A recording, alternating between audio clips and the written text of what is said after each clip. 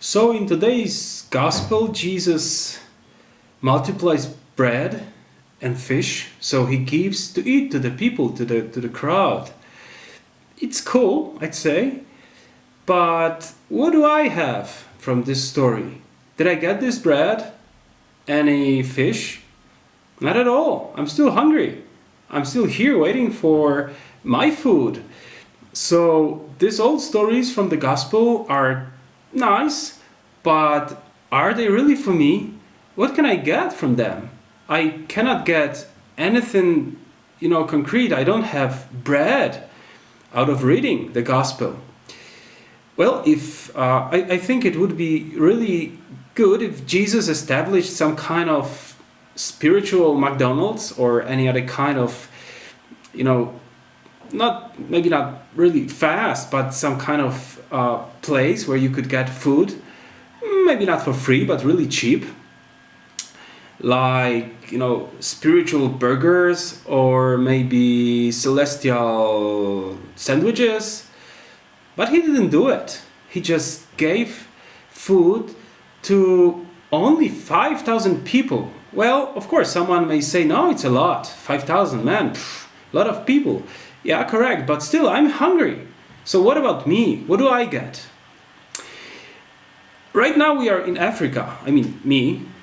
And a few days ago we went to, I think it's called Elephant Orphanage, where they harbor little elephants. They're not that little, but by little I mean they're young, like 6 months.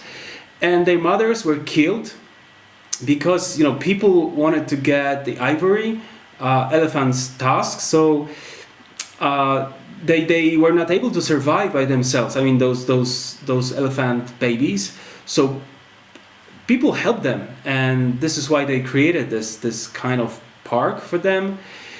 And when we were there, they told us that every 15 minutes one elephant gets killed. And then they said something that is really obvious. But when I heard it, I thought about the first reading that we've heard today. So they told us that we kill elephants for their tusks, for the ivory, but it will not feed us. We cannot eat it. We can drink it. So it cannot sustain our lives. It cannot help us with our lives. And the price, the value of ivory, it's not real in terms of giving life. We cannot live without it. So why do we kill? And the first reading tells us exactly the same thing.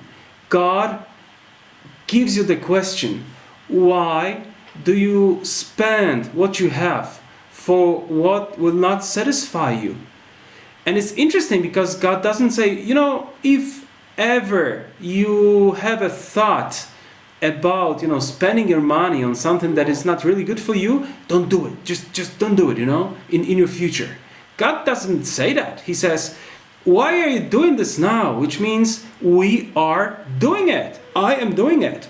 I'm losing things that are important for me for something I want to get that it's not really important for me, something that will not satisfy me. So why do I do it? Why do I think that I can get something out of God? Not from God. I think I said something wrong. Why do I still think that I can, besides God, that's what I wanted to say, apart from God? Why do I think that? Why am I so stupid to think that? So in the gospel, we see Jesus who gives bread to the people. He feeds them. He sustains their lives. But is that all Jesus wanted to do? Is it really everything? Did he really want to fulfill their stomachs? Is that what he wanted? Of course not. In the second reading, we hear that not even famine can separate us from God, because God can feed us. He can give us food. But we hear there are other things that could separate us from God, like sadness, sorrow, our broken hearts, our hearts that cannot keep hope anymore, that are empty. So what can really fill our stomach? What can really fill our hearts?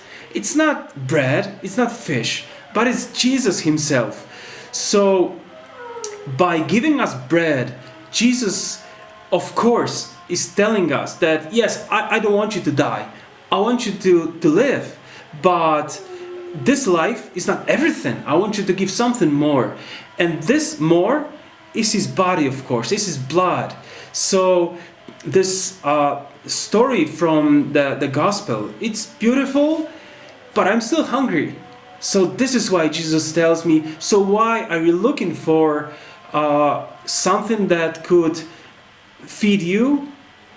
But you're doing this not in me, you're not coming to me, you're not asking me. You still believe that you can find something for you, not asking me, you will not find it. You will just find emptiness, sorrow. Your heart will be broken if you're looking not in me. So ask me, I can give you anything you need. And this, what you need, is my body, it's my blood, it's me, myself.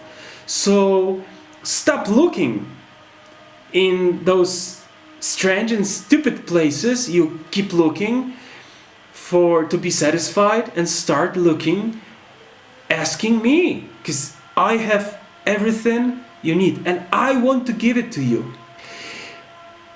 Just a few days ago, one of our friars who are the missionary in Uganda, he told me the proverb, and it goes, let me read it. I hope I can do it. Oluganda kulya, olugenda, enjala teruda.